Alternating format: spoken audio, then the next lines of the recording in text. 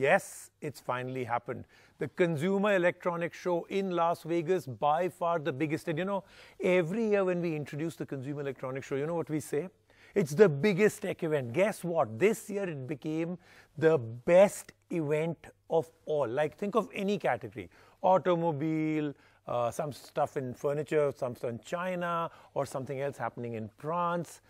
This now, the Consumer Electronics Show, CES in Las Vegas, is the biggest event of them all. So on the show today, we're going to have all of that, all the good stuff happening. You've heard of some, believe me, you haven't heard it all. From foldable phones to 5G to the next level of what you'll be doing. It's all here. Plus, I've got news for you. I've got 2 unboxing. Honor View 20, the first true flagship, plus we'll talk to the people behind. Why would Honor go up the value chain so much? And then we've got this. This is the Vivo Nex 2, and the 2 has a lot of significance because it's actually got 2 screens. Now, why and how does it work? What is the criteria? What's the strategy? We'll find out all. Let's get started. CES 2019 took place in Las Vegas, and we round up all the phones and tech worth sitting up and taking notice of. Honor is kicking off the year with a phone that boasts of a 48-megapixel rear camera. In an exclusive, we take a quick look at the Honor View 20 and even chat with Honor about their latest innovation. The 2019 show is starting off as an innovation special as Vivo Nex's latest edition comes in with a dual screen. We give you our first impressions of this phone that may soon hit Indian markets. Before we start off with CES, let's get down to all the news that is coming in from the world of mobiles. And the really fun thing is that there is news. There are 2 launches, but both from almost the same company. HUAWEI and Honor both launched a new phone each. HUAWEI and its sub-brand Honor has started the year with 2 big launches at surprisingly similar price points. The more premium brand of the 2, HUAWEI launched the HUAWEI Y9 2019 edition, which packs in a 6.5-inch screen, 4000 mAh battery, and a dual camera setup on the front and the back of the phone. The phone itself has a glossy finish and it integrates AI in the camera, and in fact the rear camera can recognize up to 500 scenes. The Y9 also comes with HUAWEI's proprietary GPU turbo technology, which enhances basic performance. HUAWEI terms this the entry-level flagship phone, and it has been priced at a starting price of 15,990 rupees. Honor launched a selfie-centric phone called the Honor 10 Lite for a starting price of 13,999 rupees for the 4GB RAM variant. The phone has a gradient design and comes with the KIRIN 710 processor. It has the latest EMUI 9 based on Android 9 Pie, and the phone also supports a dewdrop display with a 24-megapixel camera in the front. There is also a 13 and 2 megapixel dual rear camera. This phone brings GPU Turbo 2.0 and has a 3400 mAh battery. The 6GB RAM variant of this phone has been priced at 17,999 rupees. And now it's time for CES, and guess what? It became even bigger, more unwieldy, more out of control than ever before. A lot of people ask me, why is CES so big? Why exactly is this such a gigantic space? Now this time, if you estimate all the locations where things happen at CES, it came to, I think, 19. So think about it. Just think about how widespread would it be. If you went out there to really go to all places and said, I'm going to CES to cover it all, to see it all, you would be a very, very broken human being because you would never manage to do even 10%. But CES continues to become even more big, and I think this time it was the biggest. We'll start off with mobile phones. We've got a foldable phone from Royale or Royole, whatever is the name. By the way, it's a terrible name. I don't know why anybody would call their company Royale, Royole. And then FlexPi, I mean, come on. What is wrong with you? You're coming up with the innovative product. How about spending 1% of your time coming up with the innovative name? Then we've got Samsung's 5G phone, the first prototype. We've got a great phone with another punch hole. Every company is going to do it in this year. I think the purpose of 2019 is to get rid of the notch, and it's happening in different ways. Let's get started.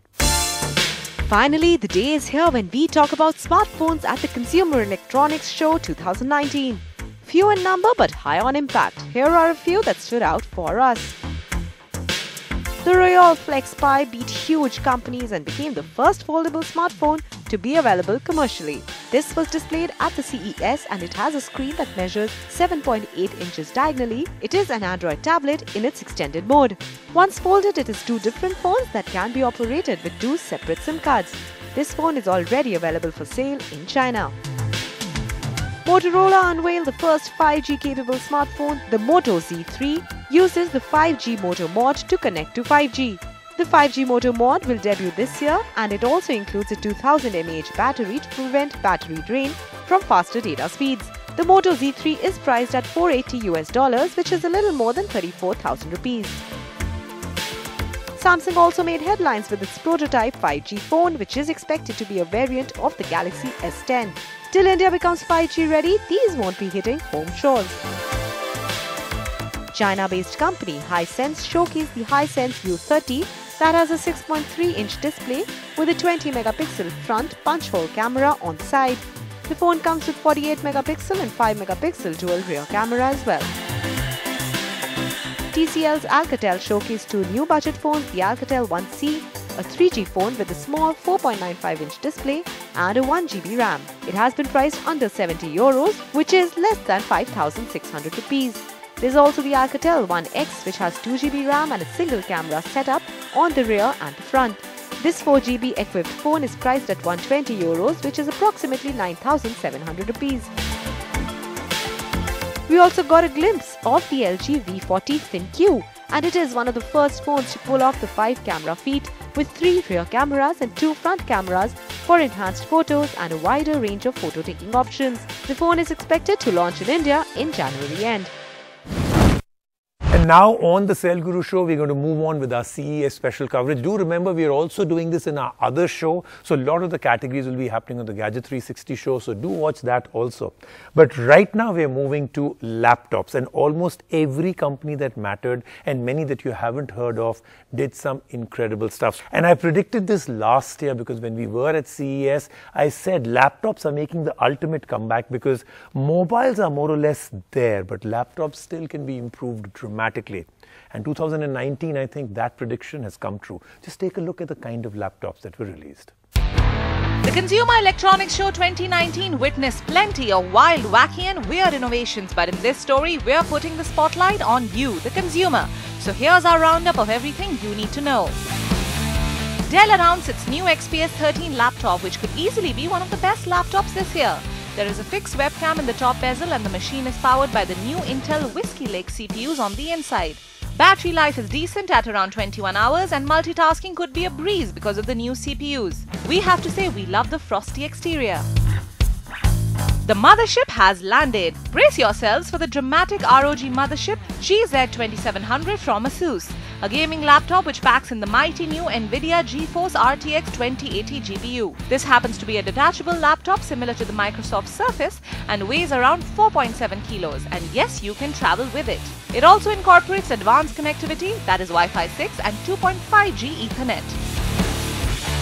Lenovo added to its Yoga portfolio at CES this year and introduced the Yoga S940 and the Yoga A940. The Yoga S940 is slim and sleek and comes with 4K HDR display option, eye tracking and artificial intelligence and weighs only 1.2 kilos. This one is priced at around $1,500. The Yoga A940 all-in-one is a desktop that features a 27-inch 4K tilting display with pen support. The pad next to the keyboard can function either as a mousepad or as a Qi-certified wireless charger for compatible phones. It is evident that this one is for artists. You also get an active pen stylus and the content creation dial, which can be used to trigger functions like Adobe Illustrator, Photoshop, Lightroom and more. This one is pricier at a starting price of $2,350. Premium and convertible. This is the Samsung Notebook 9 Pro laptop, which comes with Intel's latest 8th gen processor for superior performance and also comes bundled with the Active Pen for artists. The metallic beauty comes with a 13.3-inch display with slim bezels and support for fast charging. Let's move on to audio, both portable and otherwise, but I think what really defined CES audio this time was the fact that it's all about sound that comes all around you. The Sennheiser AMBEO soundbar, where people were 100% sure that there were 5 speakers and a subwoofer, not just a soundbar in front of them. Sony came up with something which is a complete 360-degree sound around you. Let's take a look at this and a lot more. Listening to music is overrated. The millennials want to feel the beats, which is why Sony has announced its plan to take on 3D audio in a new format branded 360 Reality Audio. This is a step up from the goodness and power of surround sound because 3D audio expands the hearing field by including sounds from above and beyond and not just from left or right. Sony is claiming its speakers can emit sounds in all possible directions and is also announcing an app to improve the audio experience. A powerful, sleek bar of sound is Sennheiser's latest beauty unveiled at CES 2019. The AMBEO soundbar could very well be the company's first consumer speaker at the price of €2,499. It comes with AMBEO 3D technology specifically tuned for a soundbar, 13 speakers which include 6 woofers, 4 tweeters and 2 top-firing speakers. The soundbar promises virtual sound and could be ideal for those who want a simple setup with a promising output. Audio Technica displayed its wireless headphones, the Sound Reality in-ear headphones which come with great design with a 3D loop support so you won't have to worry about dropping an earpiece. They come with 11mm drivers with a carbon-coated diaphragm that delivers faster response time and minimal distortion. You get around 6 hours of music on one charge and the carry case provides a further 9 hours of use. These have been priced at $249. And now let's move on to our first unboxing. Remember, a lot more of CES coverage will come. We'll do it in smaller segments in the next week's show. And now it's time to show you the Honor View 20. Remember, the launch of this phone is still a few days away. It's going to happen at the end of the month, but we've already got the phone for you. And we're going to talk to the people at Honor because this is their true flagship. So think flagship of all companies. Think Honor flagship. It comes right up. Now, before I even open this up, I'm going to tell you something very interesting about the phone. Honor claims that they have 8 world firsts in this one phone. Some of them are, okay, add-on world first. They are world first, but, not necessarily wow. 6 of them more or less make sense and 4 are absolutely wow. So I'll take you through in this unboxing those 4. So the first thing is it comes in a paper box. That's a world first. Okay, just kidding. Honor View 20, the first thing that I really think is going to be the big wow is this. Now, we showed it to you at CES also, but those are phones that will come at one point. But here, I've already got it for you. The first one that you'll see straight away is where's the notch, right? Well, the notch is there, but it's a punch hole. I think they have some different name. Every company, I think, comes up with a different name. And this is where you can see small little punch into the screen itself. And that's where the electronics go in. So this, of course, is, I think, one of the big trends of 2019. This hopefully should be the first phone that comes out. There is a rumor that they may actually have some competition, but it is a world first for sure. Second, let's flip it over. Yeah, of course, this also could be a world first. How beautiful the screen is. Also, they've changed the way Honor phones look, right? Still glass, but now they've been able to do a real variation with it. But it's the other thing at the back, and that is the 48 megapixel camera that becomes a world first. Then we move on to the third, which is the processor, the graphic processor, and all of that. So all in all, this is one of the most well-spec'd phones of the year already in terms of the processor, in terms of the RAM, in terms of the screen, in terms of the looks, in terms of the camera, in terms of the innovation that they've been able to put into it. Now, all that really matters is the price, because this is Honor really wanting to go up the value chain. They're saying we want to concentrate on flagship. So we decided to find out from the people at Honor why they were doing this. The main reason I wanted to show you this phone, of course, is the fact that with me is Sohail. So Sohail, welcome to the show. A very important part, and I'm very happy that you're joining us out here. So I'll start off with, of course, the important ones to do with the phone, but lots of things to talk about. So first, let's talk about Honor with the View 20. How important is this phone? What's the difference you believe that this brings in that no phone has? See, if you would have witnessed 2018, we managed to redefine a lot of new things for us, for a consumer. See, every price point that we've entered, probably whether we call it like with 15,000 segment with Honor 9 Lite, we've been able to consumer a glass body with a quad camera. So probably design and technology has always been the core for us. With this View 20, our approach is to disrupt the flagship market. With that, technology will still remain the core, design will still remain the core, but we want to give consumer lot of world-first technology that they will cherish. So that's the aim that we want to enter 2000. But going up the value chain is always a pretty tough thing to do, right? So first let's find out, when do you actually, we've done this as a preview, we've done this as, you know, a pre-launch look and a conversation with you. So when do you actually plan to launch it? What is the kind of price point we're looking at this? Where do you place this? So this will be launched in India on 29th of January. Okay. I think price you will get to know on that day, but Okay. you can have your own guesses, but this is what the premium flagship that we are going to bring. Does that mean you're abandoning any of the other categories because you're very successful in certain price categories? So if you're going up the value chain, if you're saying 2019 will be all about disrupting and becoming flagship players, then do you plan to abandon certain price categories? Not at all. We would hold the fort on those grounds and everything, but as you say, we want to go up to the value chain and we want to showcase a consumer what we could deliver from the technology perspective. Can I understand that if I was to put you on the mat and say from those 8 world firsts, for consumers, what would be the 3 most important ones? See, that's why I said I'll put you on the mat. From the top 8, you have to bring it down to your top 3. I would say the first thing that I will go back to the world first is 48 megapixel rear camera. So it's not only a 48 megapixel camera, we use the first in time Sony IMX586. The sensor is so big, it absorbs lights and everything. What it does for the consumer, see, you asked me that being a dual brand strategy, what works for us? I'm saying here, we believe the consumers are really looking for a great picture. The other thing that we're using here is 3D. So imagine there's a new technology that we use at TOF, which is a time of flight. The 3D rays goes, it's come back, and what it helps is to start giving you clear edges and everything. So it's not about a great picture alone. It's all about how sharp the pictures is. Okay. So first thing that will come to my mind is the 48 megapixel camera. The second thing that comes to my mind is the world first in-screen camera. The diameter is so low, almost like a 4 mm.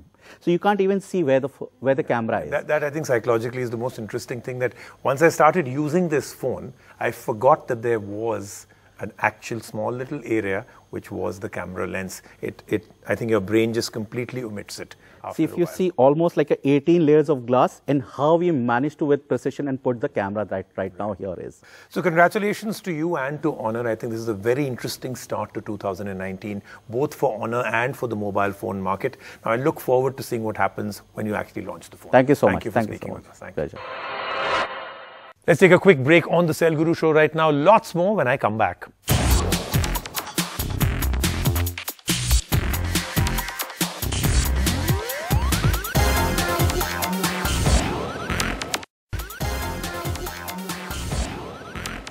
And moving on now, this is the next phone, the next generation of the phone that really made Vivo stand out as a very innovative company. I'm going to show you the one big deal, and then we'll show you, of course, the rest of it. This is how it works. So I'm going to show it to you. As I put the phone on, you can see that it's got a screen out here, and it's also got a screen here. But I can't activate it because it activates only at certain reasons and purposes. So now I'm going to switch to taking a selfie, right? It says flip it around, because now I can only do it from here. All the cameras are at the back. The front camera, back camera now has become a redundant term. All the cameras are at the back, so you have to now switch to which camera you want to use. One becomes a viewfinder screen. So it's interesting what they've done. We'll of course go into a lot more depth. Take a look. Vivo is notching things up to a whole new level. The first edition of the phone featured an innovative pop-up camera that completely removed the notch and offered a true full-screen Super AMOLED display. Well, Vivo Nex is back with its new edition that continues to push the design envelope even further, this time with a dual screen. Meet the Vivo Nex Dual Display edition that eliminates the notch in an even more innovative way. The front and rear camera are all on one side of the phone. So a selfie can be taken by turning the phone around, and a rear shot can be taken by turning the phone again. Each screen comes on one at a time and not simultaneously, using the power button on the side. Both the screens are Super AMOLED. The screen without the notch is 6.39 inches while the back is 5.49 inches and houses the cameras on top. This edition of Vivo Nex also retains the 3.5 mm headphone jack. We got the Polo Blue color variant which had a blue metallic rim and on first look and hold feels like a sturdy phone. Under the hood, the Vivo Nex Dual Display pushes the hardware boundaries as well with a 10 GB RAM and Snapdragon 845 chipset. On the battery front, this phone has a 3500 mAh battery and supports fast charging. The phone has 3 cameras, a 12 and 2 megapixel lens with a 3D time-of-flight camera sensor. The 12 and 2 megapixel lens double up as a selfie camera as well, and the LED ring around the camera can be lit up and it emulates a ring light for selfies. The Vivo Nex Dual Display Edition runs on FunTouch OS 4.5 based on the latest Android 9 Pie. The phone packs in an in-display fingerprint scanner along with a face unlock option to unlock the phone. This phone was recently launched in China and there is no confirmed date for its launch in India yet. So that then is the Cell Guru show for this week. Remember, we are still in the midst of a lot of stuff happening. New phones being launched, new announcements happening. CES still has a little bit left that we want to show you. So all of that happening next week. I'll see you then.